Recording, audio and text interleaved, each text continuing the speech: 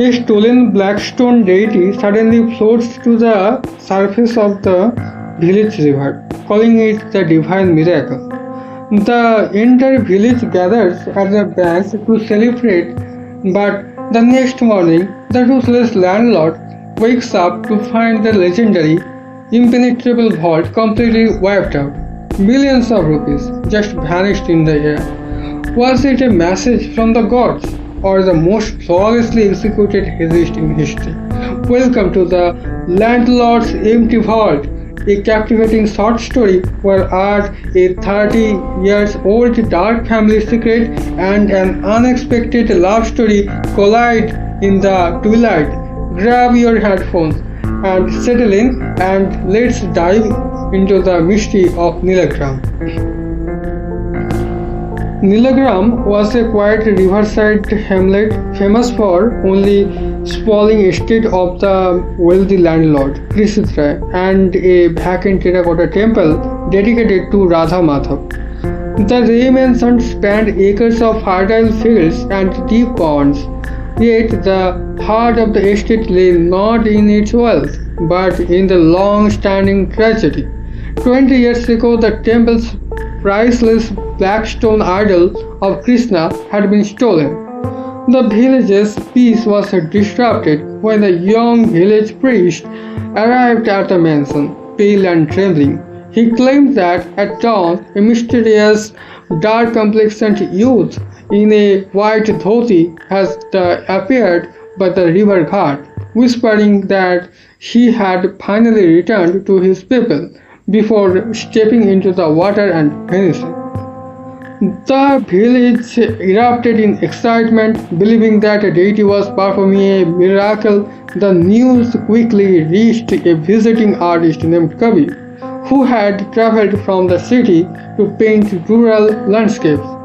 Accompanying Kabir was a young woman named Hridita, a quiet history researcher who had come to document the village's unique terracotta architecture. Over the past weeks of wandering the village lanes together, a tender, unspoken affection had blossomed between the two.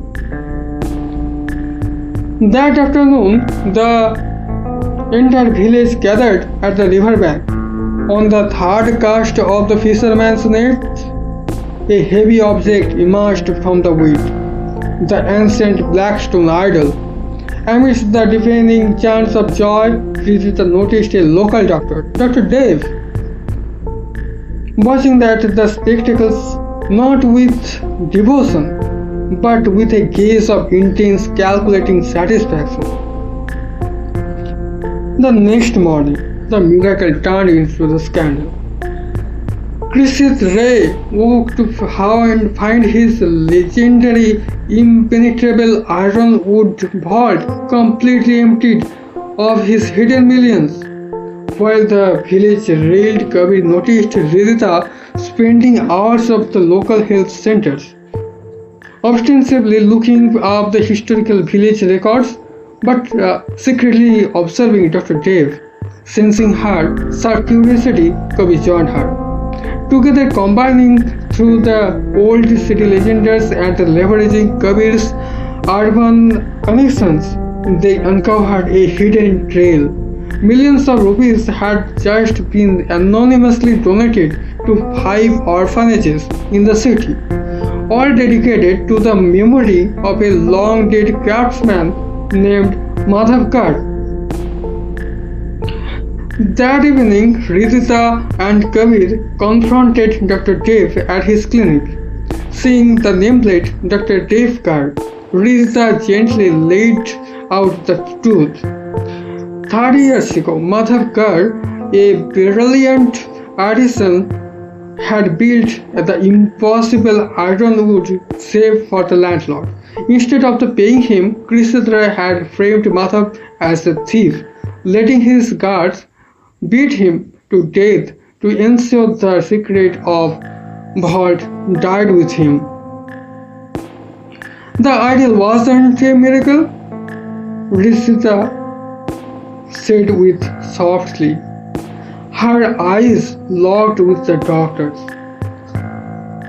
It was a diversion. Your brother, a mechanical engineer, used the secret combination your father taught you to open the safe while the whole village was at the river. Dr. Dev fell silent, expecting them to call the authorities.